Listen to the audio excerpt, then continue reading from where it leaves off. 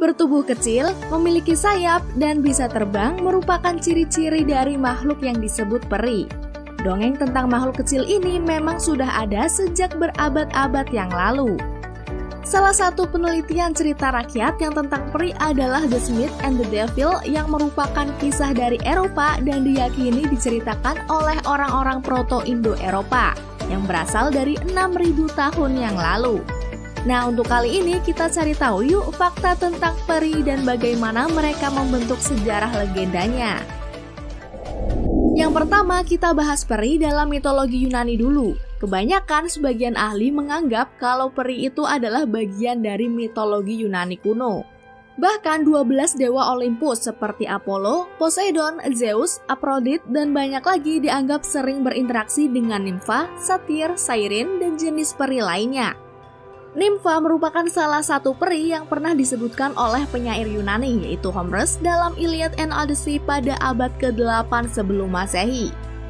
Nimfa ini digambarkan sebagai perempuan yang ditugaskan untuk merawat bumi mulai dari air, bunga, pohon, hingga angin.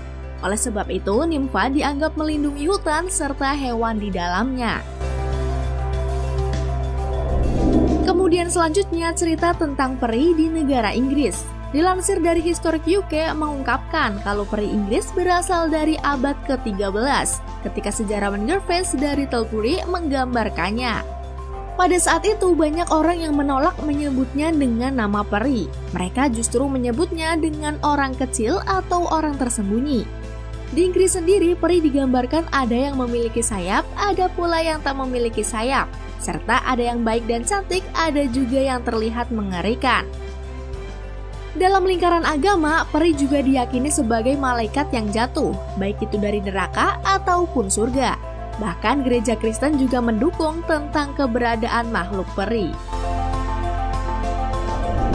Kemudian ada pula legenda peri di Amerika.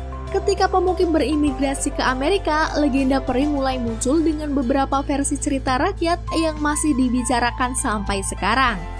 Menurut Otherworldly Oracle, penduduk asli Amerika juga memiliki peri mereka sendiri yang dikenal sebagai orang kecil. Makhluk kecil ini membantu anak-anak serta mengajari dan memberikan kekuatan kepada para dukun. Di suku Susoni, peri disebut dengan Nimerigar. Sementara di suku Cherokee ada 3 jenis peri yang berbeda. Yang pertama ada Dogwood, si peri yang baik hati. Lalu kedua ada Laurel, si peri yang nakal. Serta yang ketiga ada Rox yang hidup berdasarkan teritori dan agresif. Layaknya seperti manusia, peri juga memiliki sifat yang berbeda-beda. Contohnya seperti peri baik, Brownies misalnya. Brownies merupakan peri yang suka membantu membereskan pekerjaan rumah dan juga pekerjaan sampingan. Dari beberapa peri, ada pula yang paling memikat, yaitu Merfolk. Ia adalah putri duyung yang hidup di laut, berburu makanan, dan mengawasi anak-anak mereka. Lalu ada Gnome yang merupakan orang-orang kecil pemalu, mengenakan topi merah, dan memiliki kemampuan yang menonjol, yaitu menyembuhkan hewan yang sakit atau terluka. Ada juga salah satu peri yang paling terkenal, yaitu Ibu Peri. Mereka suka memberikan nasihat yang bijaksana, memberikan hadiah seperti kecantikan dan nyanyian yang indah, serta selalu melindungi anak-anak mereka. Tak hanya itu saja, Ibu Peri juga akan mengawasi kelahiran seorang bayi, kemudian membaptisnya dan menjaga agar bayi itu tidak diculik oleh peri jahat. Namun saat Ibu Peri sedang marah, maka ia tak segan untuk mengeluarkan sebuah kutukan. Selain peri baik, ada juga yang disebut peri jahat. Salah satunya ialah Leprechaun yang suka menipu, bahkan ada juga yang menculik anak-anak. Namun semua peri bisa menjadi jahat jika diperlakukan dengan cara yang salah. Dalam The Origin of Iris ada beberapa daftar peri yang dianggap jahat. Di antaranya seperti Banshees, Goblin, serta Black Anis. Di Amerika juga ada peri jahat yang disebut dengan Jack-o'-lantern.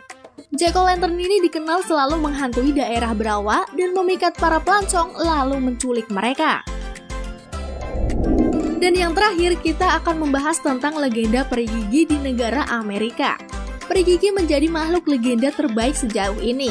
Peri gigi akan membawa satu hadiah berupa uang yang ditinggalkan di bawah bantal seorang anak yang giginya tanggal atau terlepas. Meskipun peri gigi menjadi tradisi sejak tahun 1900, namun dokumentasi tertulis pertamanya ada di tahun 1927 oleh Esther Watkins Arnold. Sedangkan di Eropa hanya gigi keenam yang lepas yang dianggap cukup istimewa untuk diberikan hadiah. Lalu di Spanyol, peri gigi disebut dengan Ratoncito Perez yang merupakan hewan pengerat kecil yang meninggalkan hadiah untuk ditukar dengan gigi. Mereka biasanya menghubungkan peri gigi dengan hewan pengerat seperti tikus karena hewan tersebut memiliki gigi yang kuat. Namun dalam hal ini, tradisi Prancislah yang paling diikuti oleh Amerika. Anak-anak Prancis menempatkan gigi mereka yang lepas di sepatu dan akan menerima koin di pagi harinya. Namun yang membedakan, anak-anak Amerika akan menempatkan gigi tanggal mereka di bawah bantal. Akan tetapi tentu saja hal itu tidak benar-benar terjadi, karena yang meninggalkan uang tersebut bukanlah peri sebenarnya, melainkan orang tua mereka yang melakukan hal itu karena sudah menjadi tradisi. Begitulah fakta dan sejarah legenda peri. Semoga informasi tadi menambah pengetahuan kalian ya.